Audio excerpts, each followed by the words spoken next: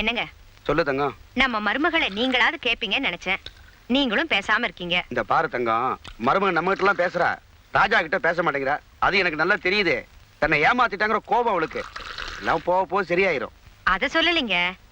அந்த பொண்ணு காலையில போயிட்டு சாயந்தரம் தான் திரும்பி வருது. ஒரு பொம்பளையா இருந்து இது கூட உனக்கு தெரியலையே. அவ தன்னுடைய பிறந்த வீட்டுக்கு அடிக்கடி போயிட்டா நினைக்கிறேன். அப்போ தினமும் அவ பிறந்த வீட்டுக்கு போறான்னு சொல்றீங்களா? பின்ன எனக்கு என்னமோ நம்பிக்கை இல்ல. எனக்கு அந்த பொண்ணு வரா, கேளுங்க. நான் கேட்க கூடாது, நீ கேளு, அதான் முறை. அட கேளுங்கண்ணா. நீ கேளு, நான் கேட்க கூடாதுங்க. கேளு. சந்தியா,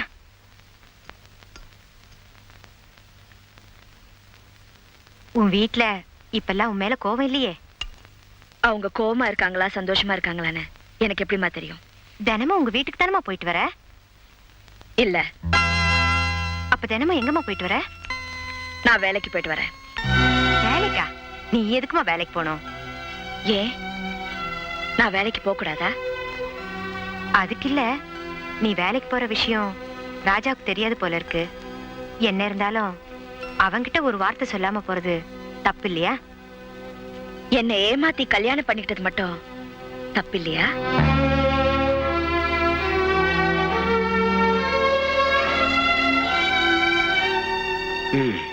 புருஷ முண்டாட்டிக்குள்ள பிரச்சனை முடியிற போது முடியட்டும். நாம ஒண்ணும் தலையிட வேண்டாம். ஏன் ராஜா நடந்து வரான்? ரிக்ஷா என்னாச்சு? ராஜா ரிக்ஷா என்னாச்சு? நான் ரிக்ஷா ஓட்டினா என் மாமனார் மச்சனுக்கு ரொம்ப அவமானமா இருக்கான். அதனால ஆளுங்களை அனுப்பி ரிக்ஷா உடைச்சிட்டாங்க. ரிக்ஷாவை உடைச்சுட்டானுங்களா? பொழப்புக்கு என்ன பண்றது? பொழப்பா புதுசா தொடங்க போறேன். புதுசாவா? ஆமாமா, புது ரிக்ஷாவில் தொடங்க போறேன். ஏய், புது ரிக்ஷா வாங்குறதுக்கு பணம் எதுரா? என் மாமனார் எனக்கு சீதனம் அனுப்பி வைப்பாரு. என்னடா சொல்ற? ஆமாமா, என் மாமனாரோட 5 ஸ்டார் ஹோட்டலுக்குள்ள நுழைஞ்சேன். 50,000 அவுட். மாமனார் அலறிட்டாரு. பாரு இப்ப புது ரிக்ஷா வருதா இல்லையான்னு.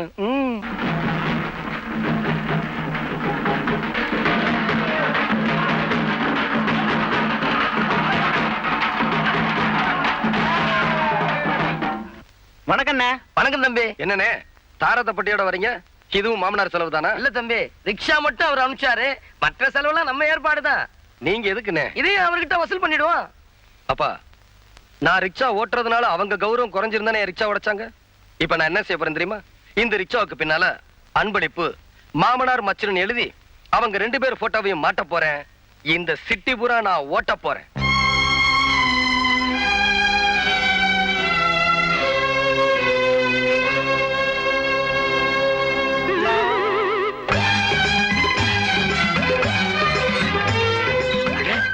சந்திரசேகர் ரிக்ஷாக்காரனுக்கு மாமாவா?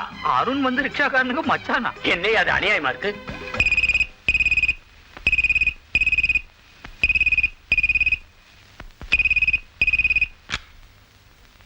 சந்திரசேகர், என்ன சந்திரசேகர், உங்க மக ஒரு ரிக்ஷாக்காரனோட ஓடி போயிட்டாங்க.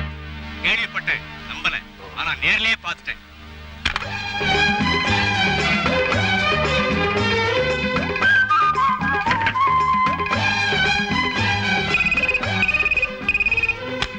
ஹலோ சந்திரசேகர், உங்க மக ஒரு ரிக்ஷாக்காரனை மேரேஜ் பண்ணிட்டாலாமே. Wrong number please.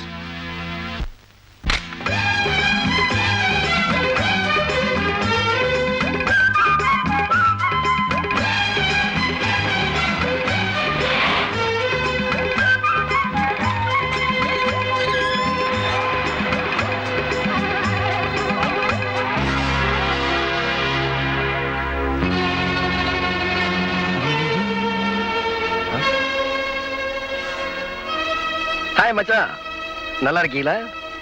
போட்டோவில் நல்லா இருக்கு. எங்க அத்தையை கேட்டதா சொல்லுங்க. பாரதேசி.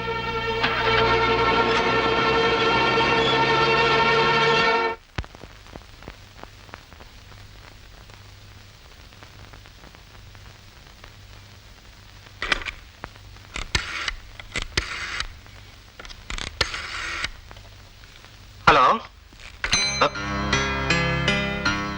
போலீஸ்க்கு போன் பண்றியா? வேஸ்ட். அவங்களுக்கு ஏகப்பட்ட வேலை. டிஸ்டர்ப் பண்ணாத. அருண். டாடி, அவன் அந்த ரிக்ஷா ஓட்டக்கூடாதுன்னு நீ நினைக்கிற. ஆனா அவன் ரிக்ஷாவே ஓட்டக்கூடாதுன்னு நான் நினைக்கிறேன். எது பெட்டர்? நீ ஓல்ட் மேன், உனக்கு ஒன்றும் தெரியாது. அவங்க அப்பங்கால உடைச்ச மாதிரி அவங்காலையும் உடைச்சிட்டா as simple as that.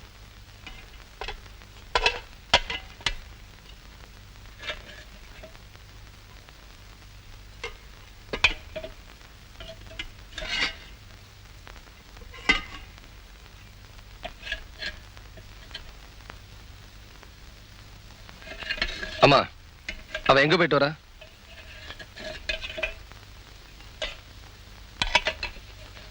அப்பா, எங்க போயிட்டு வரா? கேட்டுக்கிட்டே இருக்கேன்ல, யாருமே பதில் சொல்லாம இருந்தா என்ன அர்த்தம்? நான் சொல்றேன். வேலைக்கு போயிட்டு வரேன். வேலைக்கு போயிட்டு வரையா? யார கேட்டு போன? யார கேட்கணும்? உன் புருஷனை. அந்த மரியாதையை காப்பாத்ததான் இந்த வீட்டுல மருமகளா இருக்கேன். மருமகளா இருக்கிறவ நான் சம்பாதிச்சு போடுறத சாப்பிட்டுட்டு வீட்டோட இருக்கணும். என் குடும்பத்துக்கு நீ சம்பாதிச்சு போட வேண்டிய அவசியம் இல்ல. வேற யாருக்காகவும் சம்பாதிக்க வேண்டிய அவசியம் எனக்கும் இல்ல. பின்ன ஏண்டி வேலைக்கு போற? உங்க சம்பாத்தியத்துல உங்களால சோறு தான் போட முடியும், அதுவும் அரை வயித்துக்கு. உங்களால வேற என்ன செய்ய முடியும்? வேற என்னடி பண்ணணும்? நான் தினமும் ஃபாரின் பவுடர் தான் பூசுவேன். அதோட விலை என்னன்னு தெரியுமா? 100 ரூபாய். நான் எப்பவுமே ஃபாரின் சென்ட் தான் யூஸ் பண்ணுவேன். அதோட விலை என்னன்னு தெரியுமா? 200 ரூபாய். எனக்கு எப்பவுமே ஏசில இருந்து தான் பழக்கம். அதோட விலை 25,000 ரூபாய். நான் நேரத்துக்கு ஒரு Dress போடுவேன், வேலைக்கு ஒரு கார்ல போவேன். அதெல்லாம் உங்களால வாங்கி கொடுக்க முடியுமா? இதெல்லாம் வேணும்னு உங்ககிட்ட கேட்டேனா? இல்லையே. என் தேவைகளை பூர்த்தி பண்ணிக்க தான் நான் வேலைக்கு போறேன். அப்ப உனக்கு வசதியான வாழ்க்கை வேணும் இல்ல? ஷூர். நான் ஒண்ணும் பிச்சைக்கார வீட்டுல பிறக்கல. ஆனா ஒரு பிச்சைக்காரனா தான் கல்யாணம் பண்ணிருக்க. அவன் சம்பாதிக்கிற பணத்துல குடும்பம் நடத்துறவதான் பொண்டாட்டி. அதை ஏமாத்தி கல்யாணம் பண்ணிட்ட நீங்க சொல்லக்கூடாது. ஒரு பொம்பளை சம்பாத்தியத்துல சாப்பிடுறாங்கன்னு 4 பேர் எங்களை பார்த்து கேவலமா பேசணும். அதுக்காக தான் நீ வேலைக்கு போற. முடிவா சொல்றேன், பொம்பளையா லட்சணமா வீட்டோட இரு. உங்க வசதிக்காக, உங்க படிப்புக்காக உங்க தங்கச்சி பூ விக்க போலாம், உங்க அம்மா வீட்டு வேலைக்கு போலாம். அது தப்பு இல்ல. என் வசதிக்காக நான் வேலைக்கு போனா அது தப்பா? அப்படி வசதியா வாழ நினைக்கிறோம், உங்க வீட்டுக்கு போக வேண்டியதானே. இங்க ஏண்டி இருக்க? லைசன்ஸ் இருக்கு.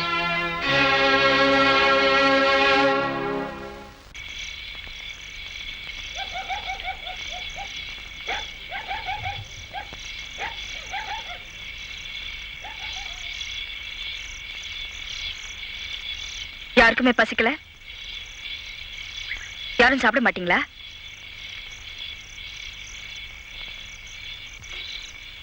ஓகே.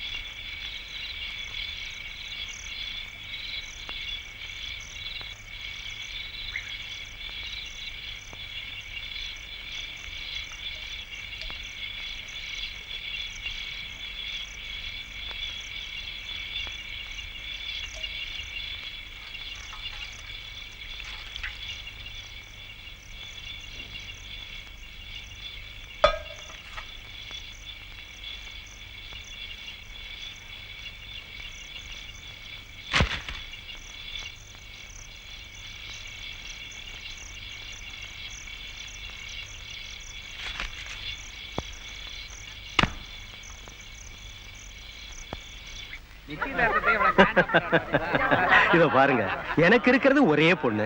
அவளுக்கு செய்யாம வேற யாருக்கு சார் நான் செய்ய போறேன்? நேரமாச்சுங்கிறா, கட்ட மாத்திக்கலாமா? என்னோட பார்ட்னர் வரணும்.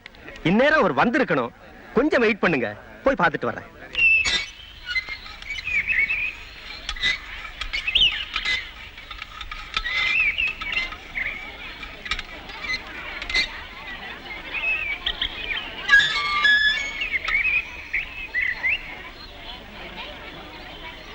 ஏன்பா 100 ரூபாய்க்கு சில்லறை இருக்கா? ரிக்ஷா கரண்ட் ஏது சார் 100 ரூபாய்க்கு சில்லற?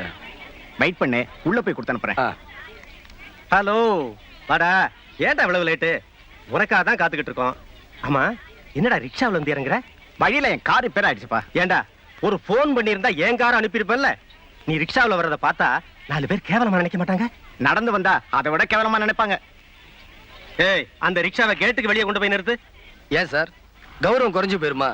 ஜட்ஜு சார், உங்களோட மதிப்பு வீட்டுக்குள்ள ரிக்ஷா வந்ததுல இல்ல, நீங்க சொல்ற நியாயமான தீர்ப்புல தான் இருக்கு. கூலியை கொடுத்துட்டா நான் ஏன் சார் இங்க நிக்க போறேன்? டப்பா பாத்தீங்க. ஏய் ரிக்ஷாவை கொஞ்சம் நிறுத்து.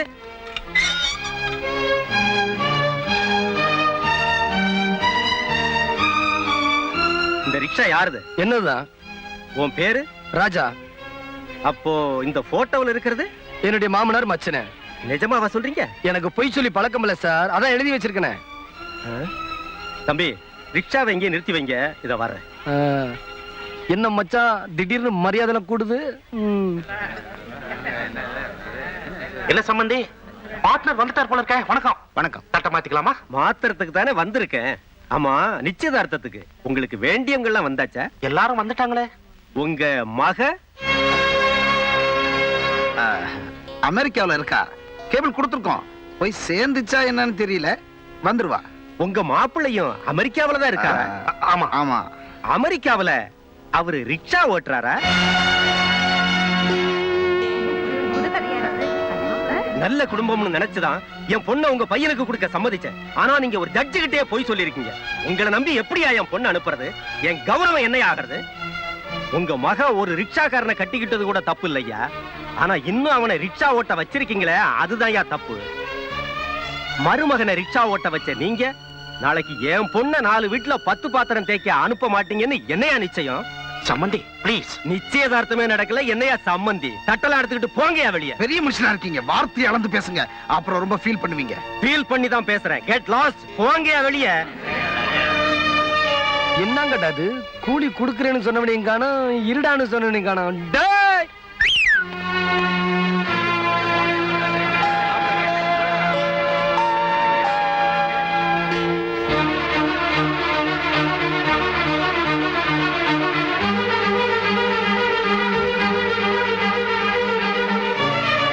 என்ன மாப்பிள்ள இவ்வளவு தூரம்? மாமா கேட்டதா சொல்லுங்க. அட மாமாவும் கூட வந்திருக்காரு. ஒருக்கி ராஸ்கல். திட்டம் போட்டு என் குடும்பத்தை பழி வாங்கணும்னு முடிவு பண்ணிட்டல. என்ன மாப்பிள்ள சொல்றீங்க? இந்த ஒரு தடவை மாப்பிள்ளன்னு சொன்ன. மாப்பிள்ள கோபப்பட்டா உறவு முறை விட்டா போயிரும். மாமா நான் சொல்றது கரெக்ட் தானே? அத்தை நீங்க எடுத்து சொல்லுங்க. டேய், என்ன பத்தி நீ சரியா புரிஞ்சுக்கல. என்கிட்ட மோதன என்ன பண்ணுவேன் தெரியுமில்ல? என்ன பண்ணுவ? எங்க அப்பா காலை உடைச்ச மாதிரி என் காலையை உடைச்சிருவியா? மச்சான் உனக்கு ஒரு விஷயம் தெரியுமா? அன்னைக்கு எங்க அம்மா என்ன தடுத்துட்டாங்க. இல்லையா இந்நேரம் நீயும் உங்க அப்பனும் கட்டக்காலதாண்டா நடந்துகிட்டு இருக்கணும்.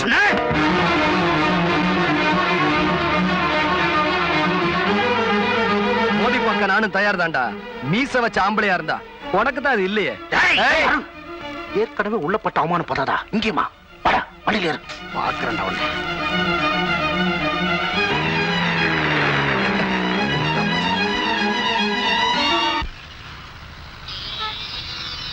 என்ன சந்தியா, அவசரமா போகணும்னு சொன்னியே? உன் நேரம் பஸ்ஸையே காணோம். பேசாம ரிக்ஷால போயிடலாமா?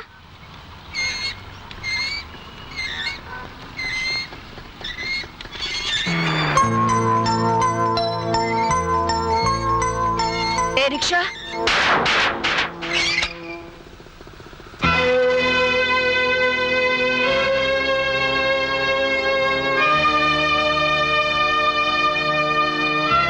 புதுப்பேட்டை போனோம், வரியா? அவசரமா போனோம், வேணா 2 ரூபாய் சேர்த்து கொடுக்குறேன். அட வரேன் வரலன்னு சொல்லியா? பேசாம இருந்தா என்ன அர்த்தம்? பொம்பளைங்களை ரிக்ஷால ஏத்துறதுல இவருக்கு லட்சியம் போல இருக்கு.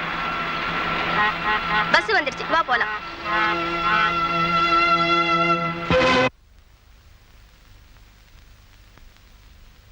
என்ன தம்பி இது?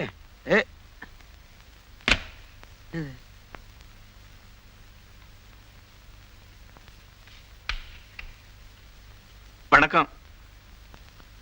என்ன வணக்கம் சொல்றேன், யாருமே பேச மாட்டேங்கிறீங்க? ஓ, உங்களுக்கு நான் யாருன்னு தெரியாதுல்ல? எனக்கு மெட்ராஸ்ல ஜவுளி கடை, ஹோட்டல், ஃபேக்டரின்னு சொத்து பத்தெல்லாம் நிறைய இருக்கு. என் பேர் சந்தோஷம். ஆனா வாழ்க்கையில தான் சந்தோஷமே இல்ல. ஐயாவுக்கு சேர் ஒண்ணு வந்து போடு. ஓ, சொத்தெல்லாம் இருக்குன்னு சொன்ன உடனே மரியாதை தானா வருதே? அது இல்லைங்க, பேரு தான் சந்தோஷம், வாழ்க்கையில சந்தோஷமே இல்லைன்னு சொன்னீங்களா? அடட நம்ம ஜாதி ஆச்சுன்னு சேர் கொண்டு வர சொன்னேன்.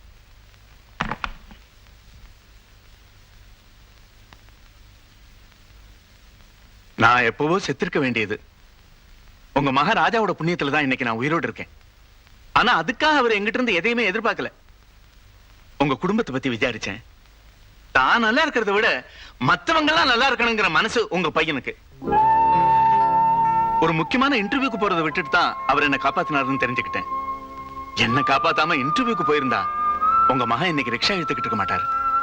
எனக்கு நல்ல ஞாபகம் இருக்குங்க. நான் உங்களை பார்த்திருக்கேன். அப்படியா? ஆமா. என் முகம் அப்படி கொஞ்சம் லேட்டா தான் ஞாபகம் வரும். பரவாயில்லைங்க. சில முகங்களை எவ்வளவுதான் நினைச்சு பார்த்தாலும் ஞாபகத்துக்கே வர்றது இல்லை. நான் வந்த விஷயத்தை சொல்லிடுறேன். சொல்லுங்க.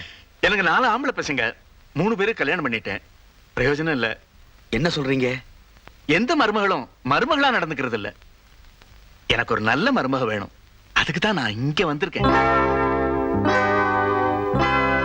என்னங்க இது? பணக்கார வீட்டுக்கு எங்க பொண்ணு எப்படி? ஏன் ஒரு பணக்கார வீட்டு பொண்ணு இந்த வீட்டுல மருமகளா இருக்கிறப்ப உங்க வீட்டு பொண்ணு ஒரு பணக்கார வீட்டுக்கு மருமகளா வர்றதுல என்ன தப்பு? அது இல்லீங்க. உங்க பையனோட குணத்துக்கு முன்னாடி பணம் என்னங்க பணம்? கல்யாணத்தை எப்ப வச்சுக்கலாம் அத சொல்லுங்க முதல்ல. எல்லாரும் கேட்டதா சொல்லு. சரி சாமி. அப்பாவை நல்லா கவனிச்சுக்கோ. ஆகட்டுங்க. அப்ப நான் வரேன். போயிட்டு வாமா.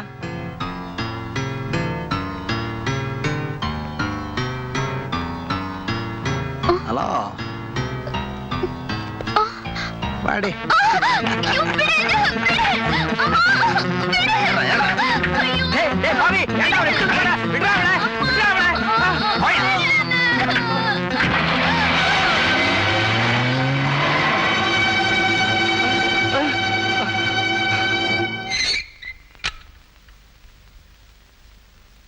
ராஜா, யார் வந்திருக்கான்னு பாரு. ஏண்டி கட்டின புருஷன் கூட பார்க்காம 4 பேத்துக்கு முன்னாடி ரிக்ஷா வரையா நான் கூப்பிடுற?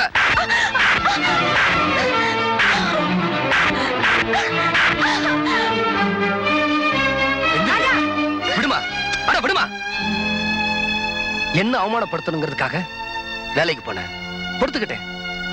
எனக்கு பொண்டாட்டியா நடந்துக்கலனாலும் இந்த வீட்டுக்கு மருமகளா இருக்கேன்னு சந்தோஷப்பட்டேன்.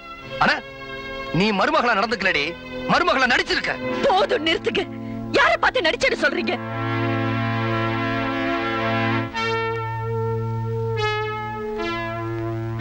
ஆமாங்க, நான் நடிச்சேன். என் உயிரா நினைச்ச உங்களை வெறுத்தேனே, அதுதாங்க நடிப்பு. பேசணுங்கிற ஆசைய மனசு நிறைய வச்சுக்கிட்டு உங்ககிட்ட ஒரு வார்த்தை கூட பேசாம இருந்தேனே, அதுதாங்க நடிப்பு. உங்களையும் உங்க குடும்பத்தையும் அவமானப்படுத்தணும்னு நினைச்சிருந்தா அன்னைக்கு இன்ஸ்பெக்டர் கேட்டப்பவே நீங்க கடத்திட்டு வந்து தான் தாலி கட்டிங்கன்னு சொல்லி உங்களை ஜெயிலுக்கு அனுப்பிச்சிருப்பேன். நீங்க ஒண்ணு என்ன இரும்பு சங்கிலி போட்டு பூட்டி வைக்கலையே, ஆனாலும் நான் இங்கேயே இருந்தேன். ஏன்? உங்களை உயிருக்கு உயிரா காதலிச்சு அதுக்காக உங்க அப்பா கால் போனதுக்கு நானும் ஒரு காரணமா இருந்தேனே, அதுக்காக.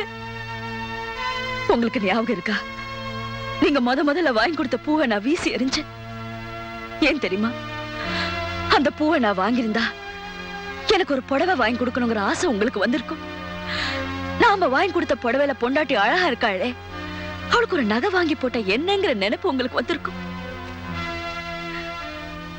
நான் அவங்களோட சிரிச்சு பேசியிருந்தா உங்களுக்கு என்னோட சிரிப்பு மட்டும்தான் தெரிஞ்சிருக்கும். பெத்தவங்களோட வேதனை தெரிஞ்சிருக்காதுன்னு நான் நினைச்சேன். நீங்க முதல்ல ரிக்ஷா ஓட்டி சம்பாதிச்ச பணத்தை உங்க அம்மா கிட்ட கொடுத்தப்போ நான் எவ்வளவு சந்தோஷப்பட்டேன் தெரியுமா? ஆனா உங்களை பெத்தவங்க சந்தோஷப்படல, வேதனைப்பட்டாங்க. அது எனக்கு மட்டும் தான் தெரியும், உங்களுக்கு தெரியாது. அப்போ ரிக்ஷா ஓட்டுறத கேவலமா நினைக்கிறீங்களா? இல்லங்க, ரிக்ஷா ஓட்டுறத கேவலமா நினைக்கல. ஆனா அதையே நீங்க ஒரு முடிவா நினைச்சிட்டீங்களோன்னு நான் பயந்தேன். நான் எதுக்காக வேலைக்கு போனேன் அது உங்களுக்கு தெரியுமா? நான் வேலைக்கு போறத பார்த்து நீங்க ஆத்திரப்படுவீங்க, அப்புறம் ரிக்ஷா ஓட்டுறத நிறுத்திட்டு வேற நல்ல வேலைக்கு போவீங்கன்னு நான் நினைச்சேன். ஆனா நான் அதுலயும் தோத்துட்டேன். என் தேவைகளுக்காக வேலைக்கு போறேன்னு சொன்னேனே, அது போய் இத்தனை நாளா உங்க சம்பாத்தியத்துல தாங்க வாழ்ந்துட்டு இருக்கேன். நான் சம்பாதிச்சது பூரா பேங்க்ல போட்டு வச்சிருக்கேன். உங்க தங்கச்சிக்கு நல்ல இடத்துல கல்யாணம் பண்ணி கொடுக்கும் போது உபயோகப்படுமேன்னு தான். இந்த உண்மையை நான் அப்ப சொல்லிருந்தா உங்க தன்மானத்தை பாதிக்குமேன்னு பயந்துதான் நான் போய் சொன்னேன்.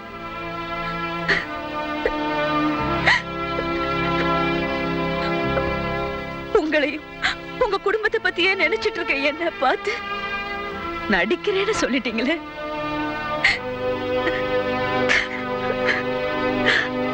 தம்பி, அந்த பொண்ணு நினைச்சது தப்பே இல்ல. எந்த பொண்ணும் தம் புருஷன் காலமெல்லாம் ரிக்ஷா ஓட்டிக்கிட்டு இருக்கணும்னு ஆசைப்பட மாட்டான்.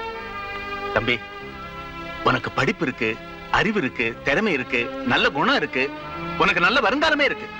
நீ நினைச்சா பெரிய ஆளா வரலாம் சார். அதத்தான் தம்பி அந்த பொண்ணு சொல்லுது. நீ அதை புரிஞ்சுக்காம ஏன் அனாவசியமா எக்ஸைட் ஆற? B com.